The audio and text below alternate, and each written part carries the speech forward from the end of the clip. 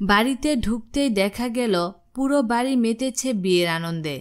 চারদিকে সাজানো হয়েছে ফুলে ফুলে, বাজছে সানাইয়ের সুর, লোকজনে ভরপুর।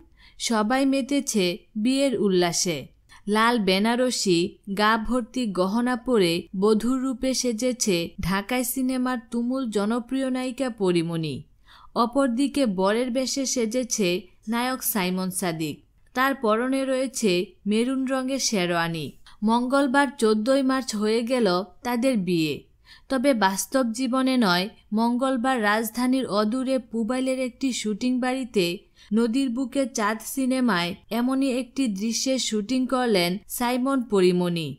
আর এই সিনেমার দৃশ্যের প্রয়োজনে বর ও বধূর বেশে সাজতে হয়েছে তাদেরকে। নদীর বুকে চাঁদ সিনেমাটি পরিচালনা করেছেন শওকত হোসেন।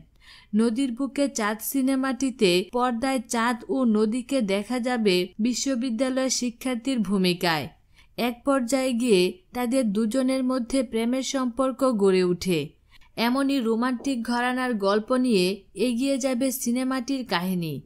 এ সিনেমায় নদীর ভূমিকায় দেখা যাবে পরীমণিকে, আর চাঁদের ভূমিকায় দেখা যাবে চিত্রনায়ক সাইমন সাদিককে। সিনেমাটির বিষয়ে পরীমণি বলেন, পুবাইলে নদীর বুকে চাঁদ সিনেমার বিয়ের দৃশ্যের শুটিং করলাম।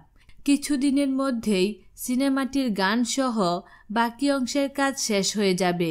দর্শকরা এবার সিনেমার মধ্য দিয়ে আরও একটি নতুন চরিত্রে দেখতে পাবে আমাকে। বিনোদন জগতের নিত্য নতুন খবরাখবর জানতে আমাদের চ্যানেলটিতে সাবস্ক্রাইব করার জন্য আপনাকে আন্তরিক ধন্যবাদ।